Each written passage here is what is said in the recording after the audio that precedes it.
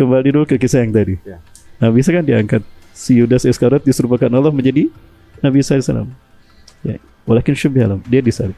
Lalu dia kuburkan. Nah, Barnabas mengatakan, kita gali setelah 3 hari 3 malam. Ya. Kalau dia meninggal, berarti betul itu Isa bin Maryam. Tapi kalau dia tidak meninggal, berarti itu Dajjal.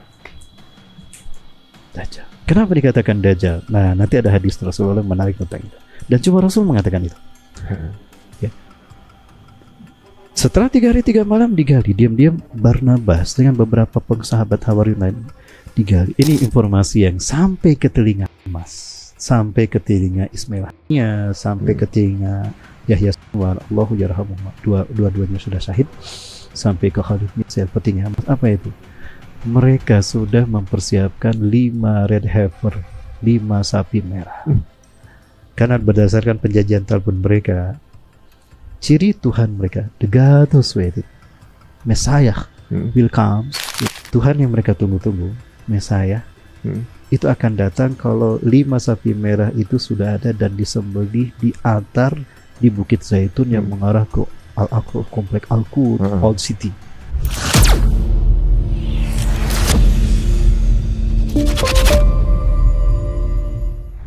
Nah, kembali dulu ke kisah yang tadi. Ya.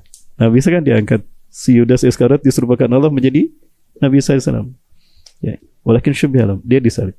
Lalu dia kuburkan. Nah, Barnabas mengatakan, kita gali setelah 3 hari 3 malam. Ya. Kalau dia meninggal, berarti betul itu Isa bin Maryam.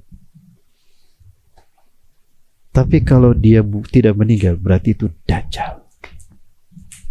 Dajjal. Kenapa dikatakan Dajjal? Nah, nanti ada hadis Rasulullah menarik tentang itu. Dan cuma Rasul mengatakan itu. Ya. Setelah 3 hari 3 malam digali, diam-diam Barnabas dengan beberapa sahabat Hawariun lain digali, masih hidup. Masih hidup. Clue pertama, dia masih hidup. Jadi dituhankan. Nah, itu dia. Masih hidup kan? Tapi sebelum digali, Allah kembalikan wajah Isa bin Maryam ke wajah Yudas. Proses perubahan wajah itu ada polarisasi cahaya. Cahaya itu membuat darah tertembak ke kain kafan, sehingga di kain kafan ada sketsa wajah Nabi Isa. Itu menjadi inspirasi mesin fotokopian. Ditembak tinta-tinta cahaya kan? Dan itu menjadi bagian dari cerita yang dikarang, sehingga menjadi bagian dari ayat-ayat mereka. Nah, berarti berubah menjadi wajah si Yudas kan. Dan Yudas tidak tahu. Ini cerita digali dan dia masih hidup. Wah, betul. Sekarang kita tunggu. Dia akan mengaku Isa bin Maryam. Kalau dia mengaku Isa bin Maryam, berarti dia Dajjal. Diobatilah bertahun-tahun. Ada hal yang menarik ketika dia disalib. Dia disalibkan di arah kemana? Ke Bukit Golgota. Golgota adalah bukit di mana orang-orang yang disalib akan mati, ya, akan mati, dikuburkan di sana. Maka banyak tengkorak. Golgota itu artinya tengkorak. Ada hal yang menarik. Kata Rasulullah SAW ketika Rasul bicara tentang fitnah Dajjal. Dari Abdullah bin Umar radhiyallahu anhu. Innahu wallahi innahu laisa fitnatun a'zamu minna munzu zarallahu zuriyata Adam ila qiyamisa a'zamu min fitnati Dajjal. Tidak ada fitnah yang lebih besar sejak Allah melahirkan Adam dan anak keturunannya sampai hari kiamat melebihi besarnya fitnah Dajjal. Walam yab'asillahu nabiyyan illa hazara ummatahu anhu. Dan tidak seorang nabi pun yang Allah utus melainkan memperingatkan kaumnya hati-hati dengan fitnah Dajjal, termasuk Nabi Adam. Jadi Dajjal itu sudah terkenal, sudah tahu Nabi sejak Nabi Adam. Sudah Allah perkenalkan, beritahukan sejak Nabi Adam. Seolah-olah Nabi Adam paham bahwa akan muncul Dajjal di zamannya. Bayangkan. Kama anzarahu Nuh qaumahu anhu. Sebagaimana Nuh alaihissalam mengingatkan kaumnya dari bahaya Dajjal. Wal yaum sa'aqulu lakum ma lam yanqulhu min qabl. Hari ini akan aku katakan pada kalian cerita tentang Dajjal yang seorang nabi pun belum pernah bercerita tentangnya.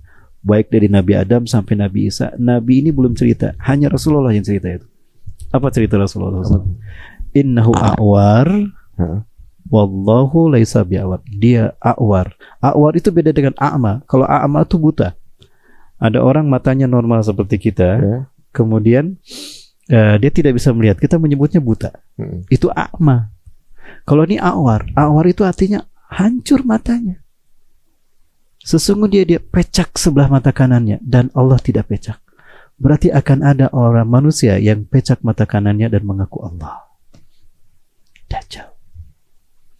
Berarti para nabi dan rasul tahu kalau Dajjal itu normal, matanya dua seperti kita, bukan satu di sini. Salah itu persepsi yang keliru. Dajjal itu matanya dua. Sejak Nabi Adam sampai Nabi Isa. Karena mereka tidak tahu. Nah, yang tahu Rasulullah SAW. Kenapa yang tahu cuma Rasulullah? Karena peristiwanya terjadi setelah Nabi Isa diangkat. Si Yudas diarak ke Bukit Golgota. Herodes memegang pedang di tangan kanannya, Old Testament di tangan kirinya.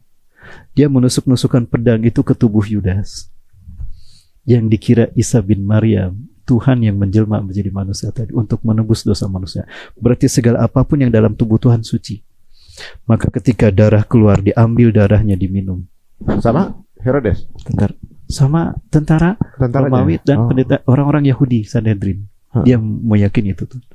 Karena mereka meyakini bahwa apabila ada bagian tubuh Tuhan masuk ke dalam tubuh kita, maka tidak mungkin kita disentuh api neraka. Maka orang-orang Yahudi yakin lam yamasunan nar. Maka kami tidak akan disentuh api neraka karena tubuh Tuhan ada pada diri kami. Ada banyak tusukan pedang, dagingnya itu membuat terkelupas, diambil dan makan. Itu jadi dua hal itu jadi rukun agama ini. Ada 7 agama mereka rukunnya dan ada rukun itu.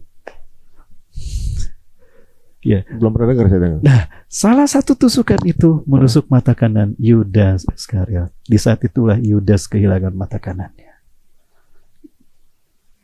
Dan Rasulullah ceritakan, berarti siapa yang disalib? Berarti siapa Yudas? Yudas adalah Samiri di zaman Nabi Musa. Dan Yudas adalah yang menggantikan Nabi Isa di tiang salib. Dan itu kata Nabi Isa, kelak di antara kalian ada orang yang berkhianat padaku, memberitahukan di mana aku bersembunyi. Maksudnya itu. Dan dia akan menggantikan tempat kedudukanku. Apa? Menggantikan kedudukan Nabi Isa di tiang salib. Yudas Iskariot. Jadi siapa yang mereka sembah di tiang salib itu sekarang? Dan itu videonya saya punya. Dan itu dibahas di mana? Di katedral-katedral seluruh dunia hari ini. Maka tidak salah banyak orang-orang yang kemudian meninggalkan gereja dan masuk Islam. Videonya ada. Saya punya. Itu asli ceramah mereka. Waduh. Nah, makin menegangkan. Dan itu bicara Imam Mahdi di sana. Jadi hadis-hadis eskatologi dibahas di gereja-gereja di Eropa. Itulah yang membuat banyak yang masuk Islam tercerahkan. Nah, hal yang menarik kembali. Dalam surat Al-Maidah, akhir surat Al-Maidah. Al-Maidah itu hidangan. Ternyata ada satu pandangan bagus dari Dr. Jabir Balusi. Dokter Ahlus Sunnah dari Iran kalau tidak salah. Dalam bukunya tentang Imam Mahdi, bahwa ternyata peristiwa Al-Maidah itu belum terjadi. Turunnya hidangan dari langit yang ada dibahas dalam Quran surat Al-Maidah itu belum terjadi. Kenapa? Nah, kalimatnya begini. Faqala al-hawariyuna ya Isa ibn Maryam hal yastati'u rabbuka ayunazzila alaina ma'idatan minas sama. Dan berkatalah para Hawariyun, hai Isa bin Maryam, tidak memanggil ya Rasulullah. Padahal Hawariyun yang masih ada Nabi Isa-nya saat itu sebelum diangkat, itu selalu mengatakan wahai Nabi Allah, wahai Rasulullah, ya Al-Masih bin Maryam Rasul Allah. Tidak menyebut nama. Ini menyebut nama Hawariyun dalam surat Al-Maidah. Yang kedua dia mengatakan, apakah bisa Tuhanmu? Padahal selama Nabi Isa dakwah dan mereka beriman, mereka tidak pernah menyebut Tuhanmu, Tuhan kita, Rabbuna, Tuhan kami. Kok ini menyebut Tuhanmu? Seolah-olah mereka ini sedang tidak meyakini ini Isa bin Maryam. Jika memang engkau Isa bin Maryam yang dulu, kata Hawariyun ini, bisakah Tuhanmu menurunkan hidangan dari langit untuk membuktikan bahwa kamu adalah Isa bin Maryam yang dulu?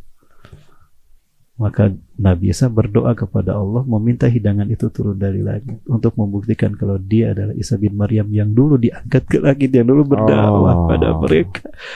Maka akan ada orang-orang ahli kitab yang beriman kemudian pada Nabi Isa AS ketika diturunkan. Kapan Nabi Isa turun? Baik, boleh saya ceritakan? Boleh. Nabi Isa AS akan turun ketika umat Islam sholat subuh berjamaah. Ya, Waqad uqimatis shalah, dan sudah dikumandangkan iqamah untuk salat. Wa imamukum minkum, dan imam kalian dari kalangan kalian. Siapa? Cucu Rasulullah SAW, cucu yang yuwatu ismi wa yutu ismu abi, ismu abi. Nama ayah sama dengan nama ayahku, namanya sama dengan namaku Muhammad, nama ayah sama nama aku Abdullah, tapi namanya Muhammad bin Awf. Itu cucu Rasulullah, dan itu dari Madinah, Imam Mahdi. Wa huwa yusawu sufufakum, dan dia meluruskan saf salat kalian. Falamma yusawu sufufakum, maka tatkala imam kalian meluruskan saf salat kalian, fanazal Isa bin Maryam ala janahain malakain, ya, indal manaratil bayda a'da di Masqa. Maka turunlah Isa bin Maryam memegang sayap dua malaikat di sisi menara putih di atas Damaskus. Oh, berarti tempat itu, masjid itu berada di atas Damaskus. Satu-satunya masjid yang punya menara putih di atas Damaskus cuma di Aleppo. Aleppo, Suriah. Teman saya kemana ke sana tuh?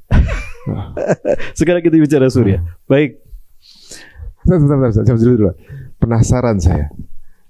Ketika Yahudi sekarang kan menunggu Imam Mahdi, Mesiasnya mereka nih. Mesias mereka. Saya kalau nggak salah pernah dengar bahwa Mesias mereka adalah Dajjal kita.